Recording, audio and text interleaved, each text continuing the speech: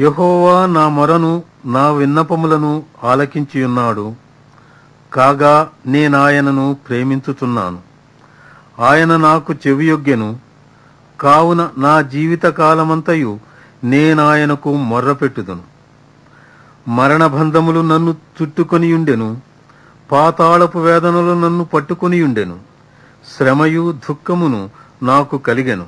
అప్పుడు యెహోవా, దయచేసి నా ప్రాణమును విడిపింపుమని యెహోవా నామమును బట్టి నేను మొర్రపెట్టితిని. యెహోవా దయాళుడు, నీతిమంతుడు, మన దేవుడు వాత్సల్యత గలవాడు.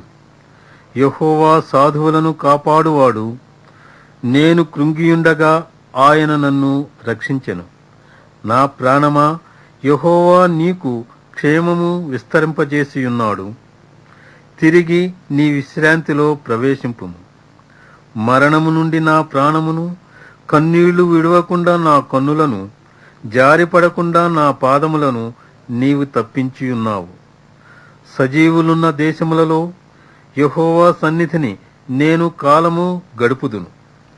నేను ఆలాగు మాటలాడి నమ్మిక ఉంచితిని. నేను మిగుల బాధపడిన వాడను. నేను తొందరపడిన వాడనై ఏ మనుష్యుడును నమ్మదగిన వాడు కాడనుకొంటిని. యెహోవా నాకు చేసిన ఉపకారములన్నిటికీ నేనాయనకేమి చెల్లించెదను? రక్షణ పాత్రను చేతపుచ్చుకొని యెహోవా నామమున ప్రార్థన చేసెదను. యెహోవాకు నా మ్రొక్కుబళ్ళు చెల్లించెదను. ఆయన ప్రజలందరి ఎదుటనే చెల్లించెదను. యెహోవా భక్తుల మరణము ఆయన దృష్టికి విలువగలది. యెహోవా, నేను నిజముగా నీ సేవకుడను, నీ సేవకురాలి కుమారుడనై ఉన్నాను. నీవు నా కట్లు విప్పియున్నావు. నేను నీకు కృతజ్ఞతార్పణ అర్పించెదను. యెహోవా నామమున ప్రార్థన చేసెదను. ఆయన ప్రజలందరి ఎదుటను, యెహోవా మందిరపు ఆవరణములలోను, యెరూషలేమా నీ మధ్యను నేను యెహోవాకు నా మ్రొక్కుబళ్ళు చెల్లించెదను. యెహోవాను స్తుతించుడి.